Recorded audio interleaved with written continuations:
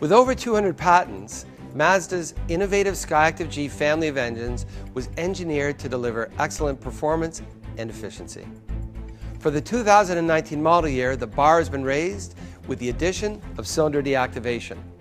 Cylinder deactivation is available on vehicles equipped with a 2.5-liter SKYACTIV G engine. This sophisticated system has been designed to improve fuel economy under a range of operating conditions by shutting down 2 of the engine's 4 cylinders. These cylinders are shut down under light load situations, such as when cruising at constant speed. The engine switches smoothly between the 2-cylinder and 4-cylinder operation by precisely controlling air intake volume, fuel injection rates, and ignition timing.